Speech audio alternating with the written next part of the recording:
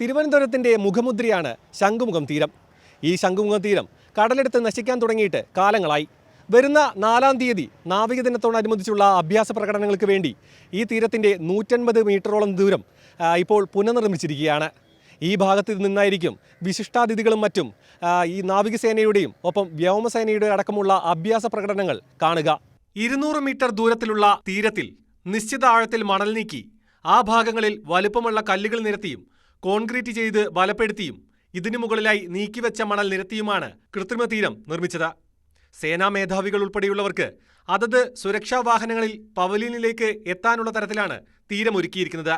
ശംഖുമുഖത്തെ ആഭ്യന്തര വിമാനത്താവളത്തിലേക്ക് പോകുന്ന 4-വരിപ്പാത മുതൽ ആറാട്ട് മണ്ഡപത്തിന് സമീപം വരെയുള്ള തീരം ശക്തമായ കടലേറ്റത്തിൽ നഷ്ടപ്പെട്ടിരുന്നു. ഈ തീരം തിരിച്ചുപിടിക്കുന്നതിനാണ് 370 മീറ്റർ ദൂരത്തിൽ കൃത്രിമ തീരം നിർമ്മിക്കുന്നത്. നിലവിൽ 150 മീറ്ററോളം ദൂരത്തിലാണ് നാവികസേനയ്ക്കായി തീരം നിർമ്മിച്ചത്. നാവികസേനയുടെ ശക്തി പ്രകടനത്തിന് ശേഷമായിരിക്കും ബാക്കി ഭാഗം നിർമ്മിക്കുക.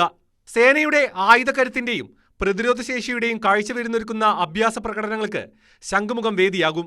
രാജ്യത്തിന്റെ വിവിധ ഭാഗങ്ങളിൽ നിന്ന് നാവികസേനയുടെ പടക്കപ്പലുകളും അന്തർവാഹിനികളും യുദ്ധവിമാനങ്ങളും മറ്റ് സന്നാഹങ്ങളും തിരുവനന്തപുരത്തേക്കെത്തും.